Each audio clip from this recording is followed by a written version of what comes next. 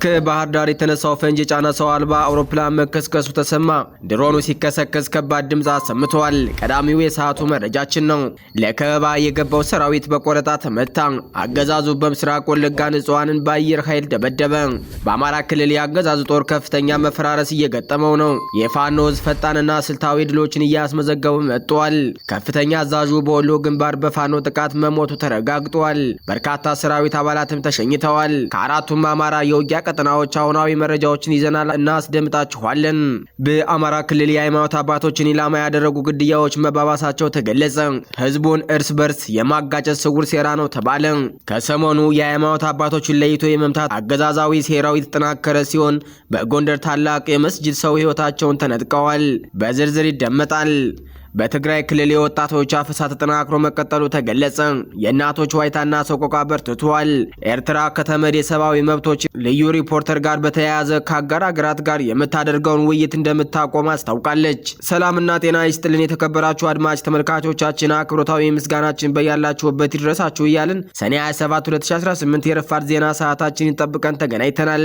በቆይታችን አጫጭር ዝርዝር እና አሁናዊ ዜናዎችን ይዘን ቀርበናል። ቻናሉን ሰብስክራይብ፣ ላይክ፣ ሼር በማድረግ ቤተሰብ ሁኑ። ወደ ዝርዝር ዘገባዎቹ አለፍን።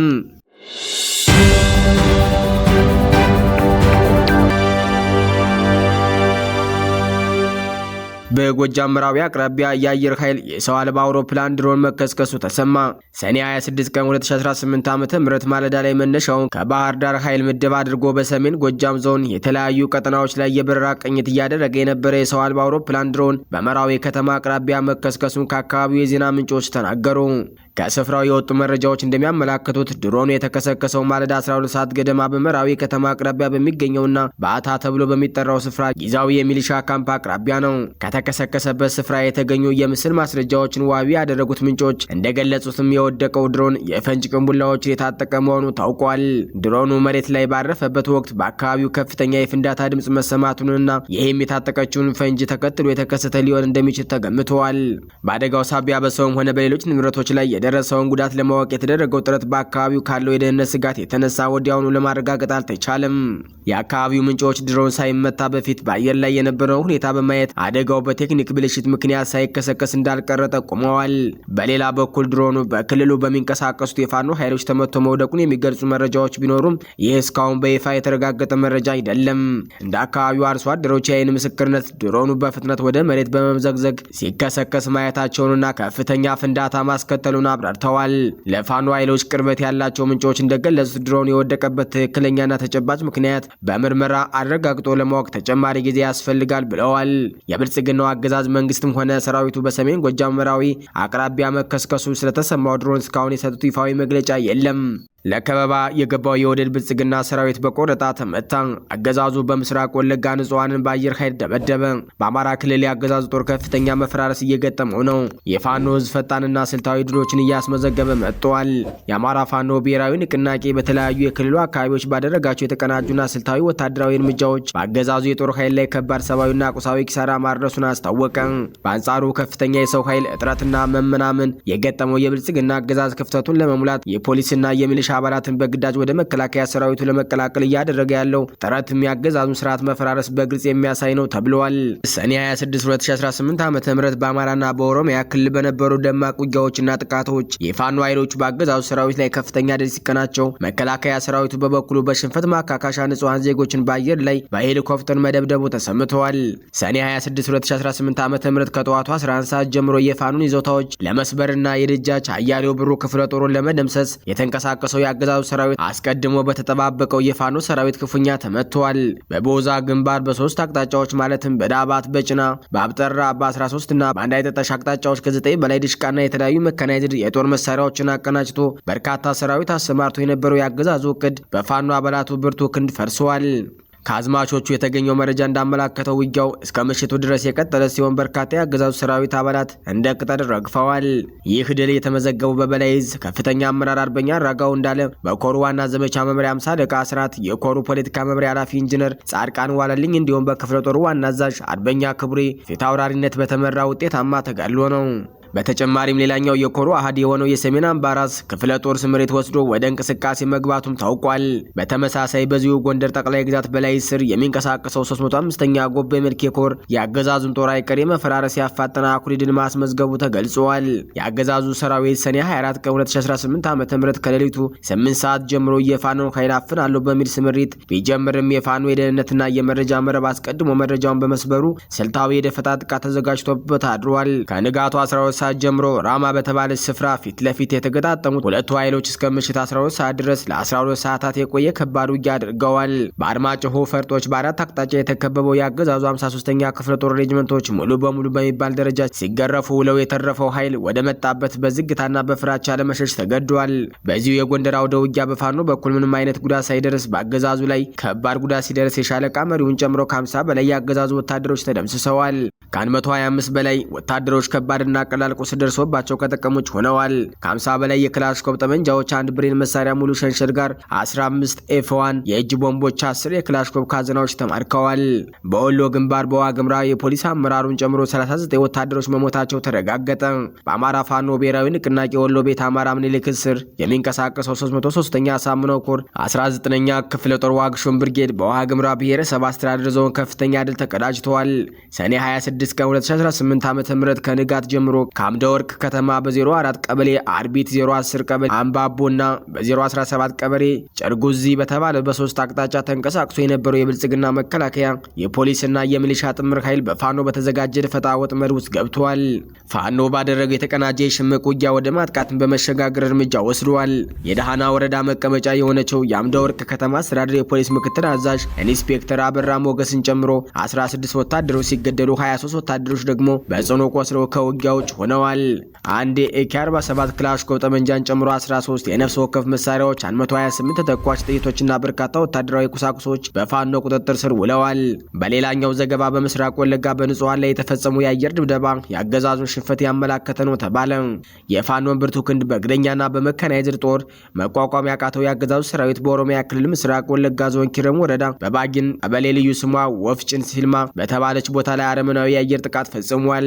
የአገዛዙ አየር ኃይል 2 የጦር ሄሊኮፕተሮችን በመጠቀም በሰላማዊ የአማራ ማህበረሰብ መኖሪያ ቤቶች ላይ 11 ጊዜ በተደጋጋሚ ቦምብ ጥለዋል። በጥቃቱ 7 ንጹሃን ዜጎች ወዲያውኑ ተገለዋል። ከሟቾቹ መካከል 3 ህጻናት ሲሆኑ 4ቱ ደግሞ ሴቶችና አረጋውያን ናቸው። 4 ሰዎች ከባድና ቀላል የአካል ጉዳት ደርሶባቸዋል። 5 የቀንድ ከብቶችና 3 የጋማ አህዮች በድብደባው አልቀዋል። ከነቀምት አየር ማረፊያ ተነስቶ ጥቃት የሚፈጽመው የጦር ጀት ወፍጭን ባጅን መርጋ ጅሬኛ በተባለ የኪረም ወረዳ አካባቢዎች ተከታታይ የአየር ድብደባ ሲፈጽም 7 ድሮኖች ከ28 ጊዜ በላይ ተዋጊ የጦር ጀቶች ድብደባ መፈጸማቸውን አንድ የዓይን እማኝ ገልጸዋል።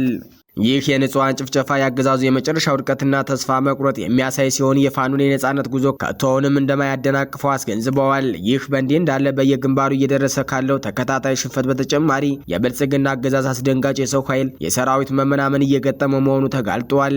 ይህን የሰራዊት መመናመን ለማካካስ ቀዳዳዎችን ለመድፈን አገዛዙ ከ3000 በላይ የሚሊሻና የፖሊስ አባላትን በግዳጅ በመመልመል አጭር የተሃድሶ ስልጠና በመስጠት በይፋ ከመከላከያ ሰራዊት ጋር ቀላቅሎ ለማሰለፍ የጥፋት ዘመቻ ማቀዱ ታውቋል። ይህን ያገዛዙን ሴራ ተከትሎ የአማራ ፋኖ ብሔራዊ ንቅናቄ ሸዋ ጠቅላይ ግዛት አሳምነው አስቸኳይ መግለጫ አውጥቷል። መግለጫው ይህ የግዳጅ ምልመላ ወንድማማቾችን እርስ በርስ ለማጫረስ የተደረገ የሞት ወጥመድ መሆኑን በጥብቅ አስገንዝቧል። በመሆኑም በአሁኑ ወቅት በአገዛዙ መዋቅር ውስጥ ያሉ የሚሊሻና የፖሊስ አባላት ይህንን የጥፋት ሰንሰለት በመበጠስ መሳሪያዎችን ወደ ህዝባዊ የፋኖ ትግል እንዲያዞሩና የነጻነት ትግሉ እንዲቀላቀሉ የክተት ጥሪ አቅርበዋል። በአሁኑ ወቅት የአማራ ፋኖ ኃይሎች በታጠቁበት ወታደራዊ ስልትና የህዝብ ድጋፍ የጦር ሜዳ የበላይነቱን እየተቆጣጠሩ ሲሆን በአንጻሩ የብልጽግና መከላከያ ሰራዊት በመዋቅርም ሆነ በሰው ኃይል ከፍተኛ የመፈራረስና የመበታተን አደጋ ተጋርጦበታል።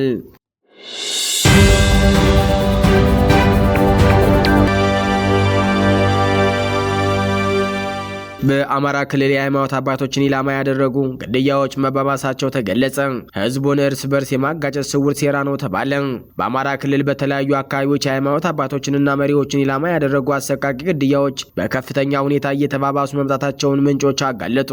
ድርጊቱ በአገሪቱ ለዘመናት የኖረውን የሙስሊሙንና የክርስቲያኑ የወንድማማችነት እሴት በመናድ በእምነት ተከታዮች መካከል መጠነ ሰፊ የሃይማኖት ግጭት ለመቀስቀስ ታቅዶ የሚፈጸም የአገዛዙ ስውር የጥፋት ሴራ አካል ነው ሲሉ የሃይማኖት አባቶችና የዓይን እማኞች እማኞች አስታውቀዋል። የቅርብ ጊዜውን አረመኔያዊ ጥቃት በተመለከተ ከስፍራው የተገኘው መረጃ እንደሚያመላክተው በጎንደር ደንቢያ ወረዳ የጨዋይት ቀበሌ ነዋሪ የነበሩት ታላቁ የሃይማኖት አባት ሸሂድ አብደላ ሙሐመድ ሰኔ 22 ቀን 2018 ዓ.ም በመኖሪያ ቤታቸው ውስጥ እንዳሉም በአገዛዙ ስውር ገዳይ ቡድኖች አማካኝነት ተገድለዋል። ሸሂድ አብደላ ሙሐመድ ከሃይማኖታዊ አባትነታቸው ከታላቅ አልሚነታቸው ባሻገር በደግነታቸው በየጊዜው ሰደቃ በማውጣት ምስኪኖችን በመርዳትና ባህላዊ ሕክምና በመስጠት በማህበረሰቡ ዘንድ እጅግ የሚወደዱ አባት ነበሩ። ፍትህ ላጣው ወገናቸው በተገኘው አጋጣሚ ሁሉ ድምጽ በመሆን ለህዝባቸው ያላቸውን ውግንና ሲያሳዩ የነበሩ መሆናቸው ተገልጸዋል። ይህ በደንቢያ ወረዳ የተፈጸመው ግድያ በተናጠል የታየ ሳይሆን ባለፉት ሳምንታት በክልሉ በተለያዩ ዞኖች በተመሳሳይ መልክ ሲፈጸሙ የቆዩ የጥፋት እርምጃዎች ቀጣይ መሆኑ ተረጋግጧል። በያዝነው የሰኔ ወር ውስጥ ብቻ በርካታ ሃይማኖታዊ መር ጥቃቶች ተፈጽመዋል። በወሎ ባቲ ከተማ ሰኔ 17 ቀን 2018 ዓ.ም በባቲ ከተማ የጓሃጸዋ አቡነ ተክለ ሃይማኖት ቤተክርስቲያን አገልጋይ የሆኑት ቀሲስ ፍሬው ሀብታሙን በመኖሪያ ቤታቸው ውስጥ እንዳሉ በታጠቁ ኃይሎች በአሰቃቂ ሁኔታ ተገለዋል። በተመሳሳይ በጎጃም ዳንግላ ከተማ የሁጥባ መስጂድ ኢማም የሆኑት ሸሂድ ሱፊያን መሐመድ ከመስጂድ ወደ ቤታቸው በመመለስ ላይ እያሉ በጥይት ተመተው ህይወታቸው አልፏል። ይህ ያገዛዙ የስልጣን ማራዘሚያ የመጨረሻ የጥፋት ካርድ ሲሆንም የውስጥ ምንጮች እንዳረጋገጡት የብልጽግናው አገዛዝ እየገጠሙ ያለውን የፖለቲካና የደህንነት ቀውስ ለመቀልበስና የስልጣን ዘመኑን ለማራዘም የሃይማኖት ተቋማትንና መሪዎች በዋናነት ኢላማ አድርገዋል። ለዚህም የኦርቶዶክስ ተዋሕዶና የእስልምና እምነት ተከታዮች እርስ በርስ ለማጋጨት ከፍተኛ በጀት የተመደበለት የገዳይ ስኳድ ቡድን ማሰማራቱ ተጋልጧል። አገዛዙ ከዚህ ቀደም ባርሲና በተለያዩ አካባቢዎች እምነትን መሰረት አድርጎ ያደረሰው ግድያና መፈናቀል እንዲሁም በጦርነት ሽፋን በአብያተ ክርስቲያናትና በመስጂዶች ላይ ያደረሰው ውድመት የዚሁ ስልታዊ የጥፋት ተልዕኮ ማሳያዎች መሆናቸው ዘገባዎች ያመላክታሉ። በአሁኑ ወቅትም ፍትህ የጠየቁ ንጹሐንን በማሰር የሃይማኖት ተቋማትን በማዳከምና በእምነት አባቶች ላይ የሚደርሰውን ጥቃት በቸልታ በማለፍ ጥቃቱ እንዲባባስ እያደረገ ይገኛል። ይህንን የተደራጀ የጥፋት ሴራ በተመለከተ የሃይማኖት አባቶች ድርጊቱ ህዝቡን ከፋፍሎ ለመግዛት የተዘረጋ አደገኛ ወጥመድ መሆኑን ገልጸዋል። ህዝባችን የተጋረጠበትን የጥፋት ሴራ በጥንቃቄ ሊረዳ ይገባል። ይህ በታቀደው መልኩ የኦርቶዶክስና የእስልምና እምነት ተከታዮችን ለማጋጨት የተወረወረ የመጨረሻ የጥፋት ካርድ በመሆኑ ህዝቡ በንቃት ተደራጅቶ ራሱን እምነቱንና የሀገሪቱን የዘመናት የወንድማማችነት እሴት ሊጠብቅ ይገባልም ተብለዋል። ማህበረሰቡ የአገዛዙን ድብቅ አጀንዳ በማክሸፍ አንድነቱን ይበልጥ እንዲያጠናክርም አሳስበዋል። በትግራይ ክልል የወጣቶች አፈሳ ተጠናክሮ መቀጠሉ ተገለጸ። የእናቶች ዋይታና ሰቆቃ በርትቷል። በትግራይ ክልል የተለያዩ አካባቢዎች ሲካሄድ የቆየው መጠነ ሰፊ የወጣቶች አፈሳ የግዳጅ ምልመላ አሁን ላይ ወደ ክልል ዋና ከተማ መቀሌ በይፋ መድረሱ ተሰምቷል። በትግራይ የተለያዩ ከተሞችና ገጠራማ አካባቢዎች የነበረው ይኸው የወጣቶች አፈሳ ሰኔ 26 ቀን 2018 ዓ.ም ጠዋት ጀምሮ በክልል ዋና ከተማ መቀሌ በስፋት መተግበር መጀመሩ የዓይን እማኞችና የአካባቢው የመረጃ ምንጮች አረጋግጠዋል። ይህ ድርጊት በከተማዋ ነዋሪዎች በተለይም በወላጆች ዘንድ ከፍተኛ ድንጋጤ፣ ፍርሃትና ከባድ የህሊና ሰቆቃ ፈጥሯል።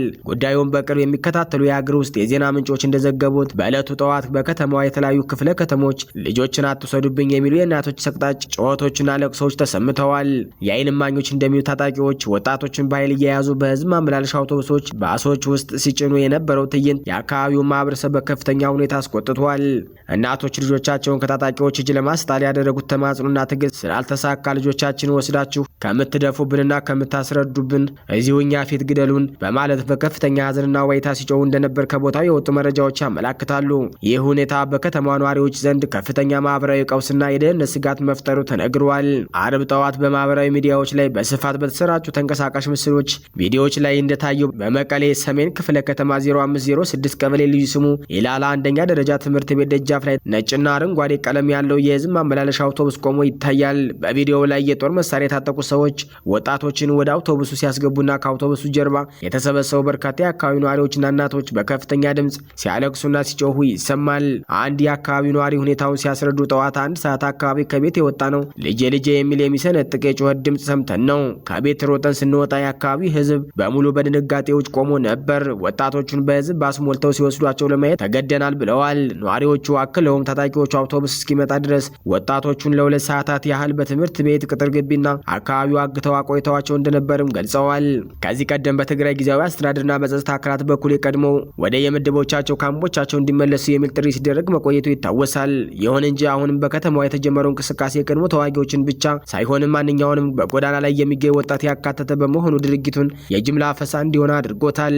በትግራይ ክልል በተለያዩ ዞኖች በተለይም በአድዋ፣ አክሱም፣ ሽሬና በሌሎች የገጠር ወረዳዎች ተመሳሳይ የወጣቶች አፈሳ ሲካሄድ መቆየቱን ተፈናቃዮችና የአካባቢው ነዋሪዎች ቀደም ሲል ሲገልጹ የነበረ ቢሆንም ድርጊቱ አሁን በይፋ ወደ ክልል ርዕሰ መዲና መቀሌ መግባቱ በክልሉ ያለውን የጸጥታ የፖለቲካ ውጥረት ይበልጥ አሳሳቢ ደረጃ ላይ እንዳደረሰው ተጠቁሟል። የክልሉ ጊዜያዊ አስተዳደርም ሆነ የሚመለከታቸው የጸጥታ አካላት በከተማዋ ስለተጀመረው ወጣቶችን በኃይል የመጫን ተግባርና በነዋሪዎች ላይ ስለደረሰው የስነ ልቦና ሰቆቃ እስካሁን የሰጡት ይፋዊ መግለጫ የለም። በአሁኑ ወቅት በመቀሌ ከተማና በዙሪያዋ ባሉ አካባቢዎች ወጣቶች ከመኖሪያ ቤታቸው ለመውጣት መፍራታቸውንና ከፍተኛ የጸጥታ ስጋት መንገሱን ከስፍራው የሚወጡ መረጃዎች ያመላክታሉ።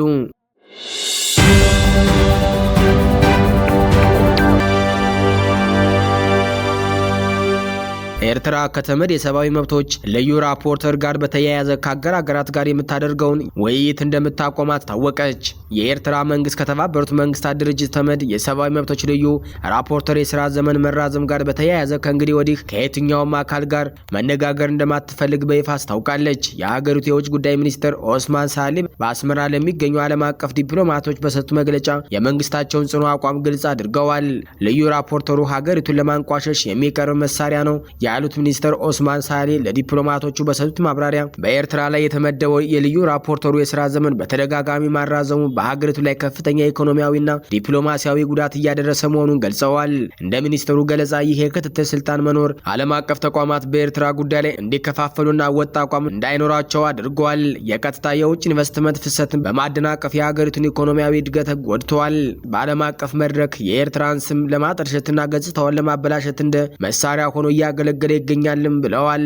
በመሆኑም አስመራ ይህንን ሂደት የፖለቲካ ዓላማ ያነገበና ፍትሐዊ ያልሆነ በማለት የምታወግዝ ሲሆን ከዚህ በኋላ በጉዳዩ ዙሪያ ከዲፕሎማቶችም ሆነ ከአጋር ሀገራት ጋር የምታደርገውን ማንኛውንም አይነት ውይይት እንደምታቆም አስረግጣለች።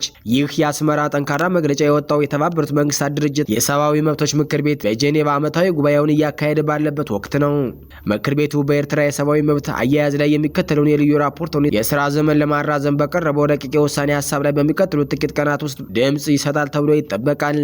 ኤርትራ በበኩሏ ይህንን የውሳኔ ሀሳብ እንደማትቀበለውና የሉዓላዊነት መጣስ አድርጋ እንደምትቆጥረው ቀደም ሲል ስትገልጽ ቆይታለች። የኤርትራ መንግስት የውጭ ጫናዎችን ለመቋቋም የወሰደው ይህ አዲስ ዲፕሎማሲያዊ አቋም ሀገሪቱን ከተመድ የሰብአዊ መብቶች ተቋማት ጋር ያላትን ውጥረት ወደ አዲስ ምዕራፍ ሊያሸጋግረው እንደሚችል የክልሉ የፖለቲካ ታዛቢዎች እየገለጹ ይገኛሉ። አድማጭ ተመልካች ቤተሰቦቻችን ለሰዓቱ የተዘጋጁ መረጃዎች የተከተላችኋቸውን ይመስሉ ነበር። ሀሳብ አስተያየታችሁን ኮሜንት መስጫው ላይ ጻፉልን። ቻናሉን ሰብስክራይብ ማድረጋችሁ እንዳዘነጉ ልናሳስባችሁ ወደድን። በያላችሁበት መልካም ጊዜ የተመኘን ቸር ቆዩን።